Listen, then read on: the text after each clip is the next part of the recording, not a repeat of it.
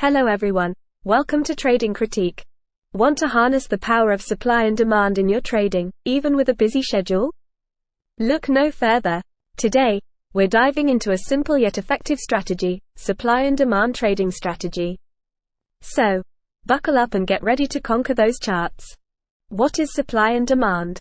Imagine a marketplace. You're haggling over the price of a rare coin. The more people want that coin, high demand, the higher the seller can push the price. Conversely, if there are tons of similar coins flooding the market, high supply, the seller might have to lower the price to make a sale. This basic principle of supply and demand applies to every single asset traded: stocks, forex, even crypto.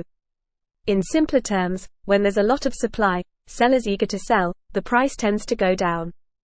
When there's high demand, buyers wanting to buy, the price tends to go up. Identifying supply and demand zones. Now, let's translate this concept to a trading chart. Look closely. Price doesn't move in a straight line, right? It leaves behind footprints of past battles between buyers and sellers. These footprints manifest as zones where price struggled to go higher, resistance, or lower, support. These zones represent areas of high supply or high demand. We call them supply and demand zones, for short. Here's a cool trick. Grab your favorite charting tool and try marking these zones with rectangles. Areas where price repeatedly bounced off the lows could be demand zones. Conversely, areas where price struggled to break through the highs could be supply zones. The more times price respects these zones, the stronger they become. Trading the strategy. Alright, let's put this knowledge to work. We'll focus on two key entry points. Buying the demand zone breakout. Imagine the price dips into a demand zone.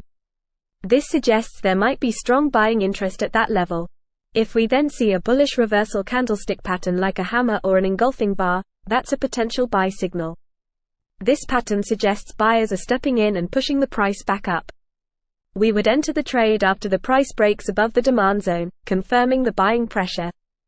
Selling the supply zone breakdown. Similar logic applies for selling.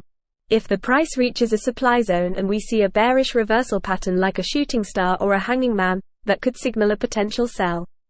This pattern suggests sellers are gaining control and pushing the price down. We would enter the trade after the price breaks below the supply zone, confirming the selling pressure. Risk management and take profit. Remember, trading involves risk. Always set a stop-loss order to limit potential losses, typically just outside the supply or demand zone. This helps you cut your losses if the trade goes against you. We can also set take-profit targets based on recent swing points in the price action. This helps you lock in profits when the price reaches a certain level.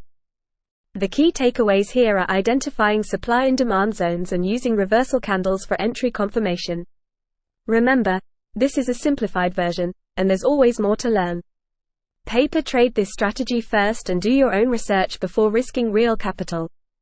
This video is for educational purposes only. If you found this helpful, hit that like button and subscribe to Trading Critique for more trading strategies. Let us know in the comments below if you have any questions, and until next time, happy trading.